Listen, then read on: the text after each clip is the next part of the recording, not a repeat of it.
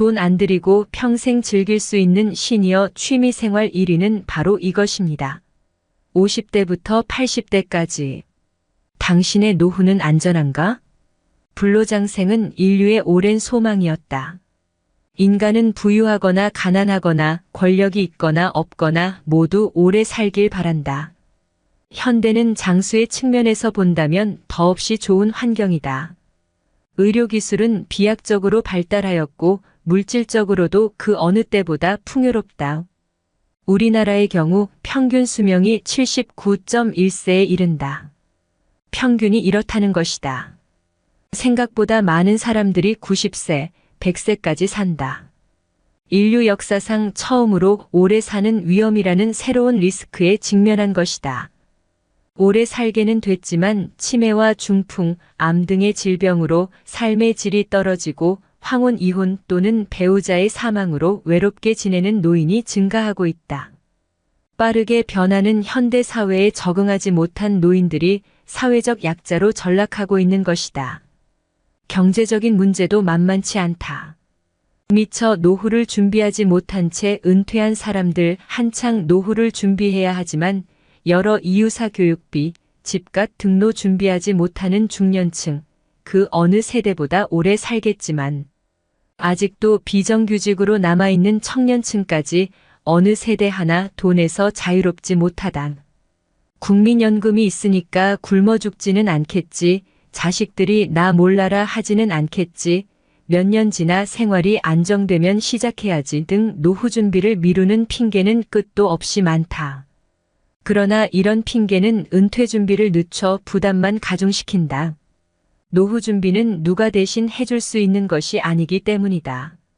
소중한 내 인생을 책임질 사람은 나뿐이다. 국민연금조차 실제 필요한 노후 생활비의 50% 정도밖에 보장하지 못한다. 국가가 개인의 노후를 책임질 수 있는 상황도 아니다. 이제 자신의 노후는 자신이 알아서 준비해야 한다. 미래의 셋 은퇴 설계 총선은 이런 시대적 흐름에 맞게 무엇을, 어떻게, 얼마나 준비해야 하는지 단계별로 알려준다. 이번에 나온 한 권 불황에도 끄떡없는 노후 설계은 재무적 내용을, 두 권 돈 안 드는 노후 준비 7원칙은 비재무적 내용을 담고 있다. 세 권 30대와 60대가 함께 생각하는 정년 후의 80시간 과제은 은퇴 전반에 대한 내용을 담을 예정이다. 당신은 이제 100살까지 산다. 은퇴 후에도 살아있을 50년을 대비하라. 노후 자금으로 얼마나 필요할까? 여러 금융회사에서 발표한 자료를 보면 3억 원에서 11억 원까지 다양한 금액을 제시하고 있다. 최소 몇 억은 있어야 한다는 결론이다. 과연 보통 사람들이 노후 자금으로 몇 억씩 모으는 게 가능할까? 아니, 노후 자금으로 몇 억씩 필요할까? 저자는 노후 자금으로 몇 억은 있어야 한다며 공포심을 조장하는 것은 금융회사 등의 상술이라고 혹평한다. 노후 관련 금융상품을 판매하기 위해 상류층을 대상으로 한 마케팅 자료를 무분별하게 일반화했다는 것이다. 실제 노후 자금으로 몇 억씩 들지는 않으며 노후는 산책이나 하면서 시간을 죽이는 시기가 아니라고 잘라 말한다. 또한 은퇴 후 10년 정도 살다 삶을 마감하던 때에는 쉬면서 보낼 수도 있었겠지만 은퇴하고도 2040년을 더 살게 된 지금은 여가 생활만으로는 행복한 노후를 보낼 수 없다. 현재 노후를 보내고 있는 선배들은 취미 생활로 시간을 보내는 것은 한계가 있다고 말한다. 아무리 등산을 가고 여행을 다녀도 시간이 남아도니 마음의 공허함이 채워지지 않는다는 것이다. 이것저것 해봐도 시간이 남으니 무료해지다 못해 무력해진다. 은퇴 후 갑자기 늙어버리는 이유다. 일은 단순한 생계수단이 아니다. 훔볼트는 인간에게 일은 먹고 자는 것보다 더 필요하다고 했고, 프로이트는 인간에게 가장 중요한 두 가지는 일하고 사랑하는 것이라고 했다. 일은 삶의 의미를 부여하는 것인 동시에 자신이 존재하는 이유다. 노후 준비에 대한 책을 보면 돈은 얼마를 모아야 하고 어느 상품에 투자하라는 등의 내용이 대부분이다. 그러나 저자는 노후 자금을 모으는 것이 노후 준비가 될 수 없다고 말한다. 행복한 노후, 건강한 노후를 위해서는 평생 현역으로 평생 젊음을 유지하며 평생 공부하는 것이라고 주장한다. 사람에 따라서는 이미 실천하고 있을 수도 있고 7가지 모두 생소할 수 있다. 저자가 제시하는 원칙을 모두 실천해야 하는 것은 아니다. 자신에게 맞는 원칙 한두 가지만 실천해도 훨씬 풍요로운 노후를 보낼 수 있을 것이다. 이원칙 평생 현역 불가능한 10억 만들기에 절망할 것이 아니라 평생 일을 하라는 것이다. 젊어서 돈을 벌기 위해 일했다면 은퇴 후에는 자신이 좋아하는 일, 행복해지는 일을 하면서 평생 현역으로 살라는 것이다. 이원칙 평생 경제 젊어서 번 돈을 노후에 쓰면서 산다는 것은 환상이다. 젊을 때 노후에 필요한 돈을 다 버는 것이 불가능하기 때문이다. 또한 저금리 현상으로 퇴직금 등에서 나오는 이자, 수입으로 살기도 힘들다.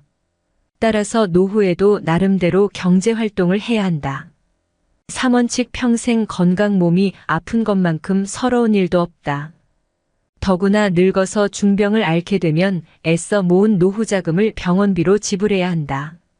노화는 노쇠가 아니다. 개인의 생활 습관에 따라 얼마든지 건강하게 살 수 있다. 규칙적인 운동, 적당한 수면, 충분한 수분 섭취, 금주와 금연 등 조금만 노력하면 평생 건강하게 살 수 있다. 4원칙 평생 젊음이란 인생의 한 시기를 말하는 것이 아니라 삶에 대한 태도를 의미한다. 나이에 상관없이 자신이 하고 싶은 일을 적극적으로 하는 사람이 젊은이다. 5원칙 평생 관계 좋은 인간관계는 행복한 삶의 기본이다. 정기적으로 만날 수 있는 친한 사람이 최소 6명이고 일상사의 불편에서 벗어날 수 있다면 노후가 행복하다고 한다. 6원칙 평생 공부 이미 7년마다 지식의 양이 2배로 증가하고 있으며 이 속도는 점점 빨라져 2030년이면 72일마다 지식의 양이 2배로 증가하게 된다고 한다. 학교에서 배운 지식으로 평생을 살 수 없다는 말이다. 나이를 먹어도 학습 능력은 떨어지지 않는다. 자신이 맡은 업무는 물론이고 다양한 분야에 관심을 두고 끊임없이 학습하라. 7원칙 평생 마음 개발 현대인은 불확실성, 변화하는 환경, 빠른 속도감, 과도한 경쟁 등으로 인해 이전에 비해 더 많은 스트레스를 받는다. 직장뿐만 아니라 삶의 모든 분야에서 더 많은 스트레스가 발생하고 있다. 따라서 신체적인 건강뿐만 아니라 마음 역시 건강하게 갈고 닦아야 한다. 저출산 초고령 시대를 맞이하여 우리 노년의 길고 긴 앞날 노후를 어떻게 보낼 것인가? 한 번쯤은 생각해 볼 필요가 있다. 흔히 노후 준비라고 하면 경제적인 준비만을 떠올리기 쉽지만 이는 일부에 해당하는 이야기이다. 노후에 행복한 삶을 보내기 위해서는 경제적인 자산뿐만 아니라 일을 하면서 일부 취미 관계 봉사 등 다양한 영역에서 대비를 해야 한다. 우리는 삶의 모든 면에서 균형을 맞추는 것이 매우 중요하다. 가령 돈은 많은데 가족관계는 완전히 무너져 매일 다투고 가족끼리 서로 등을 진다던가. 돈도 많고 가족관계도 좋지만 큰 병에 걸려서 병원에 있어야 한다면 우리는 행복할 수 없다.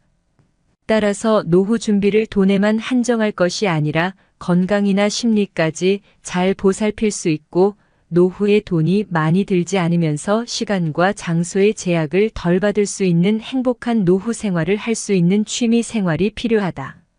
사실 아직 직장 생활 하는 분들에게는 먹고 살기도 힘든데 무슨 취미 생활이냐고 하는 사람들도 있겠지만 이제 100세 시대를 맞이한 우리에게는 너무나 당연한 것이며 남은 230년을 어떻게 하면 즐겁고 행복하게 살 것인가 고민해야 할 시기이다. 따라서 아무 취미 생활 없이 집에서 그저 막연히 시간을 보내면 자신이 한없이 초라하게 느껴지고 자존감도 낮아진다. 그래서 집에만 있기보다는 무조건 밖으로 나가는 것이 좋다. 사람은 혼자 있는 시간과 다른 사람과 함께하는 시간이 적절한 균형을 이루어야 행복을 느끼기 때문이다. 요즘 국내에서 골프가 각광을 받는 운동이 되면서 시니어분들도 골프하는 분들이 많은데 사실 골프는 돈이 많이 들어가기 때문에 부담스러운 점이 있다.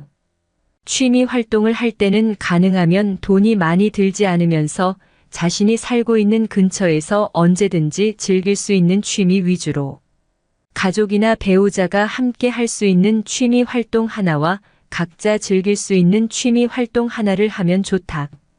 나이대별로 560대는 주로 몸을 사용하는 취미 생활로 자전거 타기, 등산, 식물 키우기, 반려동물 기르기, 낚시, 여행, 그림 그리기, 인테리어 등이 있다. 780대에는 정적이며 두뇌 사용이나 마음의 안정을 갖는 서예, 시 쓰기, 바둑, 종이접기가 있다. 특히 요즘 전 세대의 각광을 받는 취미 생활에는 스포츠 당구가 있다. 당구는 신체 근력 운동은 물론 두뇌를 사용하기 때문에 치매 예방에 좋고 동료들 간의 친목을 도모할 수 있어 최근에 가장 인기를 모으고 있다. 그렇다면 우리나라 시니어들이 실제로 가장 좋아하는 취미 생활은 무엇일까? 한국갤럽이 한국인을 대상으로 20년 동안 추적 조사한 결과 한국인이 가장 좋아하는 취미 생활은 등산인 것으로 밝혀졌다. 특히 40대 이상부터 남녀 공동 1위로 한국의 중장년층의 대표적인 취미 생활로 등산이 자리를 잡았음을 확인할 수 있다. 이를 입증하듯이 국내 아웃도어 국내 총매출 규모가 7조 원으로 세계 시장에서 2위를 차지할 정도로 커졌다. 등산은 심폐지구력 향상과 지구력 향상에 도움이 되며 맑은 공기와 자연 풍경을 직접 느낌으로써 정신을 맑게 해주고 스트레스 해소를 돕는다. 따라서 장수하는 사람들은 나이가 들어서도 자신의 취미 생활을 즐기는 경우가 많다. 다양한 취미 생활을 즐기면서 인생을 건강하고 활력적으로 살수록 더 오래 건강하게 살 수 있기 때문이다. 반대로 스스로 해야 할 일을 찾지 못하거나 할 수 있는 일이 없다고 느낄 때 우울증에 걸릴 수 있고 몸의 노화에 영향을 미칠 수 있다. 이를 극복하기 위해서라도 하고 싶은 취미나 일을 하는 것이 장수 비결이라 할 수 있다. 우리는 취미 생활이라고 하면 텔레비전 시청이나 책을 읽는 정적의 활동을 생각하는 경우가 많다. 물론 그런 활동들도 좋지만 나이가 들수록 가만히 앉아 있는 것은 인체에 도움이 되지 않는다. 전문가들은 신체 활동을 늘려서 일상에서의 움직임을 늘린 것이 매우 중요하다고 말하고 있다. 취미 활동을 이제까지 한 번도 생각해 본 적이 없다면 지금부터라도 내가 좋아하는 것이 무엇인지, 내가 평소에 배워보고 싶었던 것이 있는지 잘 생각해 보는 것이 좋다. 우리나라는 정부 및 지방자치단체 문화 관련 기관, 마트 등의 문화센터 복지 제도가 아주 잘 되어 있다.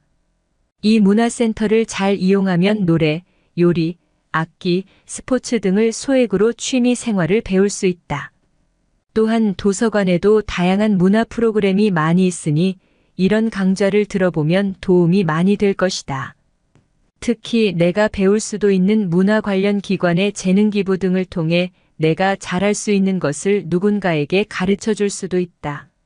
이렇게 우리 주변에 있는 기관들을 잘 활용하면 우리 노년의 행복한 삶의 만족도도 높여주고 부부 가족 간의 사이도 더 좋게 해주면서 장수할 수 있는 최고의 취미 생활이 될 수 있다.